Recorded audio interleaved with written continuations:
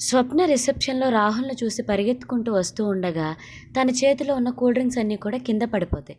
ఇక అదే టైంలో స్వప్నని గుర్తించిన కావ్య దగ్గరికి వస్తూ ఉండగా, రాహుల్ మధ్యలోకి వచ్చి, "ఏంటి కావ్య గారు ఇటు వస్తున్నారు?" అనేసి అడుగుతూ ఉంటాడు. ఆ కూల్ డ్రింక్స్ సర్వ్ చేస్తున్న అమ్మాయి ఎవరు? మా అక్కలా ఉంది అనేసరికి, ఇక కావ్య మాటలు విన్న స్వప్న మెల్లిగా అక్కడి నుంచి వెళ్ళిపోతుందనమాట.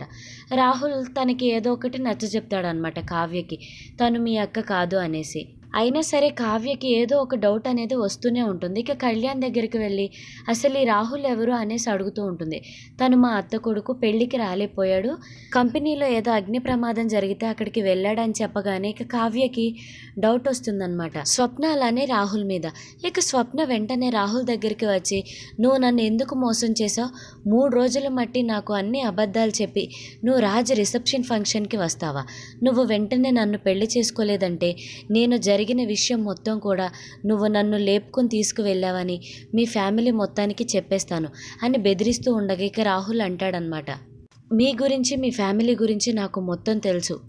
నువ్వు నన్ను మోసం చేసావన్న సంగతి కూడా తెలుసు. మీరు లేని వాళ్ళని కూడా తెలుసు. అయినా సరే నిన్ను నేను ఇష్టంగా ప్రేమించాను స్వప్న. నేను నిన్ను ఖచ్చితంగా పెళ్లి చేసుకుంటాను. కానీ ఇక్కడికి వచ్చేసరికి అంతా కూడా తారుమారైపోయింది. రాజ్ అలానే కావ్యకి పెళ్లి జరిగిపోయింది. మా ఇంట్లో వాళ్ళందరినీ ఒప్పించి మరీ నిన్ను పెళ్లి చేసుకోవాలనుకున్నాను. కానీ మీ చెల్లి కావ్య మాత్రం నీ గురించి అంతా చెడుగా చెప్తుంది మా ఇంట్లో. అలానే చెప్పి రాజ్ని పెళ్లి కూడా చేసుకుంది. చూసావు కదా తను ఎలా నగలు వేసుకుందో, తన డబ్బు హోదా ఎలా ఉందో చూసావు కదా అనేసి చెప్తూ ఉండగా ఇక స్వప్నకి నమ్మకం కుదరదనమాట.